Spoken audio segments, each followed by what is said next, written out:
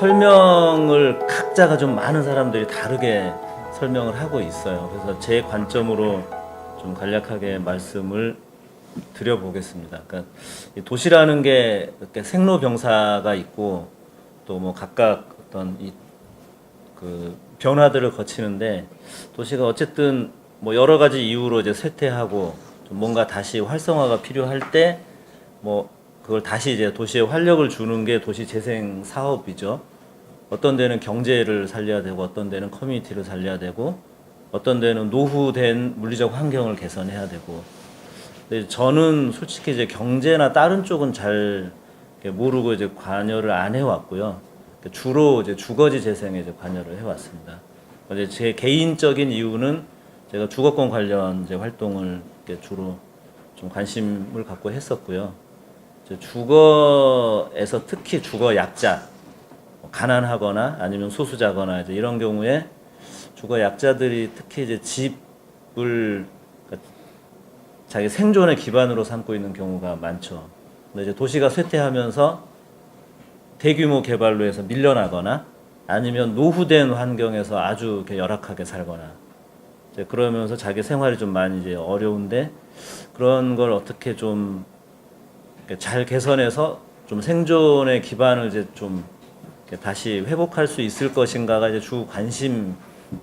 근데 생각보다 이게 좀 꽤 복잡하더라고요. 그러니까 가난한 동네에 뭐 몰려 있으면 가난하다고 낙인이 되거나 그 지역에 거주하는 것만으로도 또 이렇게 뭔가 이렇게 자존감이 무너져야 되고 이런 여러 가지 복잡한 상황들이 있습니다. 그리고 특히 뭐 이렇게 장애인 같은 경우는 가난하기 때문에 불편하고 위험한 곳에 거주하는데 뭐 오히려 이렇게 여유가 있는 분들은 이제 뭐 요즘 베리어 프리 해가지고 이제 여러 환경들을 좋은 환경에서 지내고 있고 또 뭐 생태 주택으로 얘기되는 뭐 무슨 제로 에너지 하우스 뭐지 이런 것도 마찬가지고 그러니까 제가 이제 도시재생에 처음에 관심을 가졌을 때도 뭐 그런 문제였어요. 그러니까 가난한 사람들한테 정말 필요한 주거가 뭔가 오히려 부자들이 누리고 있는 쾌적하고 에너지가 안 들고 뭐 그런 곳이 가난한 사람들한테 더 이제 필요한 주거가 아닌가 이런 생각을 하면서 도시재생에 관심을 가졌는데 실제로는 뭐 장애인들한테 뭐 무슨 무장애 이런 환경을 그런 주거로 이동하는 게 굉장히 꿈 같은 일인 경우가 좀 많았었고요. 최근에는 이제 뭐 어떻게 보면 또 다른 이제 사회적으로 아파트나 또 빌라나 이렇게 이제 주거가 획일화되는 대규모 개발이든 소규모 개발이든 개발을 통해서 획일화되는 과정에서 제가 앞단에 이제 얘기해 왔던 그런 모든 게 다 한순간 날아가 버리고 내 주머니 사정에 허락하는 주거를 구할 수도 없는 그런 환경들을 좀 많이 이제 보게 됐습니다.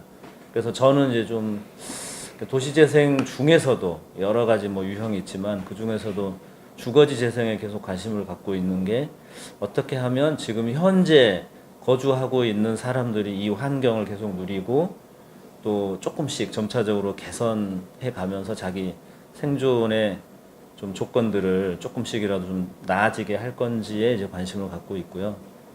뭐 주거지 재생 사업 중에 뭐 주거 환경 관리 사업 또 뭐 도시재생 활성화 사업 중에 근린재생 일반형 사업들이 가지고 있는 이제 특징이 좀 그런 겁니다. 그래서 어떤 전면적인 개발, 철거 이런 것보다는 지금에 있는 환경 속에서 좀 활용할 수 있는 잠재적인 자원을 최대한 활용하고 또 기존의 환경을 급격하게 바꾸는 게 아니라 좀 점차적으로 점진적으로 또 준비할 수 있는 그런 이제 시간을 좀 같이 이제 공유하면서 개선해 나가는 이제 그런 성격이기 때문에 이제 도시재생에 같이 좀 참여를 하고 있고요. 어쨌든 저한테는 그렇습니다. 그래서 주로 이제 뭐 관심 갖는 게 다양한 주거 환경을 유지하고 좀 존속하는 것.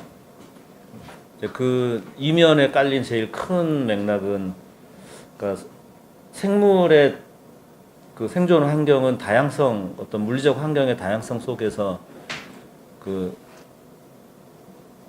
어떤 생명의 이제 다양성을 유지할 수 있는데 인간 사회도 비슷한 것 같아요. 물리적 공간이 다양하지 않으면 그 뭐 여러 계층이 어울려서 살기가 어렵고 그래서 이제 단독 주택에 관심을 갖고 있는 게 부자들만의 그런 이제 주거지가 아니라 뭐 큰 집, 작은 집, 뭐 좋은 집, 안 좋은 집, 또 뭐 집주인 옆에 쪽방 세입자도 들어 있고 그런 환경을 어느 한순간 뭐 이렇게 동네를 멋지게 만든다는 이유로 싹 이렇게 바꾸게 되면 우리가 통계로도 잡히지 않는 그 많은 공간들이, 다양한 공간들이 사라져 버리거든요. 그래서 그거를 이제 최대한 유지하는 쪽에 이제 관심을 갖고 있고요. 그래서 단독주택 또는 뭐 다가구 다세대 주택의 유지, 보수, 철거하지 않고 뭐 고쳐가면서 살 수 있는 방법, 또는 소규모로 재건축할 수 있는 방법들을 좀 다양하게 이제 시도하고자 하는 거고요.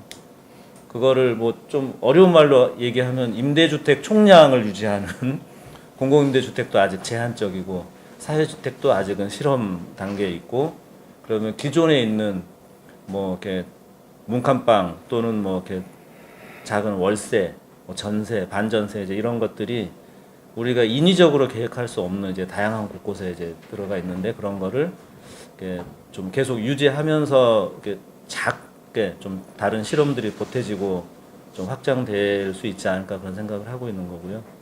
제가 생각하는 도시재생, 특히 주거지재생은 그런 차원으로 접근하고 있습니다. 그래서 제가 가끔 하는 얘기가 부자들도 불편해하지 않고 가난한 사람도 이 동네를 부끄러워하지 않는 그런 동네가 가장 좋은 동네다 이렇게 얘기하고 있는데, 뭐 그런 도시재생을 생각하고 있고요. 이제 최근에는 조금 더 그러니까 이쪽에 자꾸 만나고 교류하다 보니까 뭐 중심 시가지나 경제 기반이나 뭐 이제 그런 쪽도 조금 관심을 넓혀가고는 있지만, 여전히 저는 이제 그 제 주 관심은 그러니까 주거지 재생에 있고요. 아마도 도시 재생에 대한 의문들이 요즘 많이 나오는데, 뭐 젠트리피케이션이나 뭐 또는 어떤 뭐 지역에 너무 이벤트 위주가 아닌가.